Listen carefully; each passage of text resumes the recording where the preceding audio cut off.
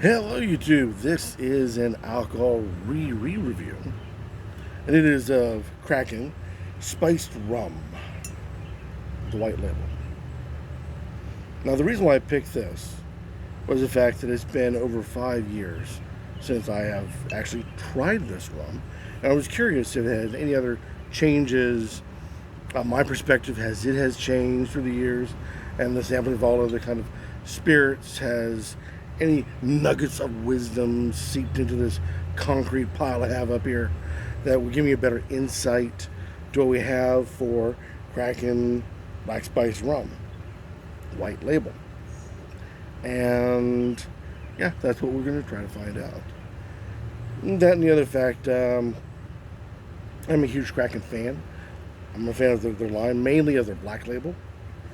So I figured this would be a nice, safe, easy toe step back into the past. Because I realize that white label, I gave a bit of a mediocre review. And when I look back at that review, I'm, like I said, curious if it still stands. Well, there we go. Bottles, same old bottle. Call it white label because it's got the white label. This is the part that I have difficulties with because they have 3 different kinds now. They've got white label, they've got gold, and they've got black. And they only have, by those who talk about it, 2 kinds of rum. Gold and black spice rum. The problem is that there's 2 different kinds of black spice rum. One, white label. The other one is a black label. Black label has a lower proof. White label is a 94 proof, but they didn't give it a different name. So when you ask for, or you're looking for, Kraken Spice Rum, who knows what you're going to get? You're going to get the black and you're going to get the white. Apparently that has not changed over the years.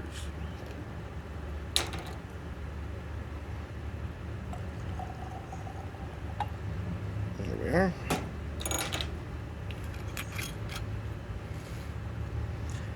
According to the bottle, we have 47% alcohol by volume, 750 ml bottle. Rum blended with spice, caramel, and other natural flavors. 94 proof. And that is about all that is of interest on the label. So not much has changed there either.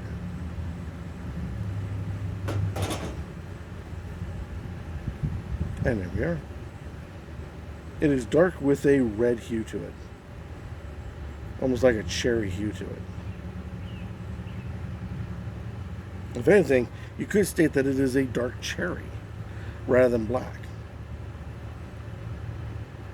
Give it a swirl. What kind of nose we get out of it. Oh, scrumptious. Scrumptious. You get a bit of a cherry into it, but chocolate, caramelish, but more along the lines of chocolate and vanilla. I think the hint of cherry is because I see red, and my mind goes to the first thing that you would find in a spirit like this. I'm like, oh, it's black cherries, even though more likely there isn't any at all. It's just a figure of my mind's imagination. But a fantastic nose. There is a bit of a burn that comes up. Should be warned on that. But yeah, fantastic nose. In checking my review last time, had a great nose back then too. But I made note that it was a lighter nose versus the Kraken Black Label. If I remember correctly, the Black Label, much more flavor, much better nose to it, lower ABV. So it's pretty much you're there for the taste, not the buzz. And if you're going to have this neat, you're really going for taste over buzz. Or at least amongst the people that I tend to run around with. Nothing wrong if you're going the other direction, of course.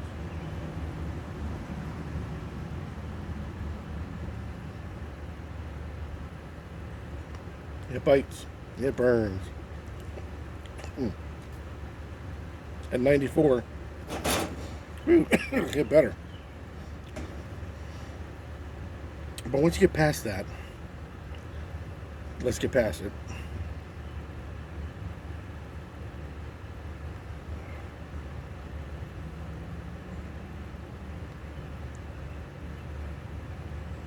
Coffee. Lots of coffee. Oddly, when you hit this level of coffee flavor, you would expect chocolate to come with it. And it's not. It's more like just simply dark, dark roasted coffee that sat maybe just a little bit too long. It's a little on the strong side, but not unlikable.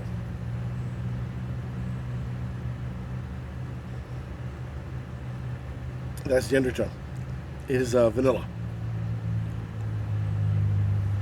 It tries to soften the edges up from the coffee and the burnt sugar flavors that are in it. Now, this may sound, to somebody out there, may be like, oh, burnt sugar? Coffee? Maybe, maybe not. Actually, it's not bad. It's a nice combination of flavors. The burning of the 94 proof I find distracting, and thus I have the feeling if I go back to, or if I have a choice of black label versus white label, I'm going right back to black label again. It's way too bitey and way too burny, and it's really, to be quite honest, in comparison to bourbons and other rums and other spirits that I've had, it doesn't burn that bad. It doesn't bite that bad. But there's such a complex layers of flavors that are trying to follow behind. It becomes distracting. I know the black label with its lower ABV isn't as bitey or as burning, so you get to appreciate the flavors a lot more. I think that's the reason why I believe that at least the tongue has a much better command over the taste because it's not being distracted by the bite.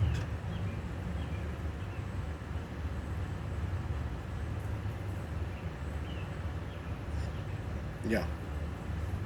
Almost cola. Almost cola-like. Now, in my other review, I talked about using it in cocktails, and that the cocktails tend to either some overwhelmed or they didn't play well with certain cocktails, and I have to revoke that because I usually have my rum with a cola or other form of soda pop out there, and I don't really expand past that when it's my rums. Well, of late, I've been having what's called a dark and stormy. Now, this requires ginger beer and a nice dark rum, and in some cases, a little bit of a lime added to it, depending on the recipe. There are some other little bits and bobs they be added to it, but in its heart, it's ginger beer and dark rum. It's just to the point of, it's the dark rum has to be of a certain brand. I forget the name of it, but it's like they're those you created the recipe. But ginger beer, dark rum, dark and stormy, fantastic, absolutely fantastic in the dark and stormy. And I'm curious about adding a little extra of that lime to it, get a little extra tartness. But not having it in the house right now, we'll try later. But as a cocktail, it worked out great. So dominating in the cocktail range, it really depends on which cocktail that you're using or where you're trying out to determine whether or not this is good for it. Frankly, I believe that you should go and have it neat, and putting in a cocktail is, I would say terrible or abusive to the rum, but it's better neat in my humble opinion. I made mention about what time of year. Oh, wintertime, wintertime is fine. Like I said, it's like a dark coffee with vanilla all added through it with lots of alcohol. Yeah, those strong flavors will go really well in the cold weather. At the time of this particular taping, it is heat of summer, and this little guy actually stands out because the blaring of the temperatures at this time. As a matter of fact, we just got a storm, so you have the humidity on top of the temperatures, and it just, with that burning on the body, plus heavy flavors, plus a heavy note on the nose, it becomes a little bit much. I would say this is a winter drink, where I know in the last video I said it wasn't. I'm recanting and saying, yeah, wintertime. Give this a try. I know what you guys think. Like I said, it's a little bit of a difficult spirit because there is no separate name. It's white label or black label, and they don't even state that on the label. It's a descriptor. You're like, well, I want some Kraken. Anyone who knows anything about Kraken, like, well, which one? It's like, the one with octopus on it, does not help. And Kraken Gold actually says on it, Kraken Gold. To which, I have a review on that one. You can look that up. It's nice. It's okay. It's Kraken Black with a black label. Still is my favorite of their product line, but may not be of yours. Any comments placed down below will be warmly accepted as always. Or better yet, go out, buy it, try it. Hell, try it again. See if your opinions have changed, like some of mine has already on those. And let's see what you have to say. See if it's still worth our dollar or not. But yeah, I just wish they would have called it black label, white label, something to designate between the two, besides the big 94 in the lower corner. Oh well. My hiccup, probably nobody else's. Until next time, keep on drinking.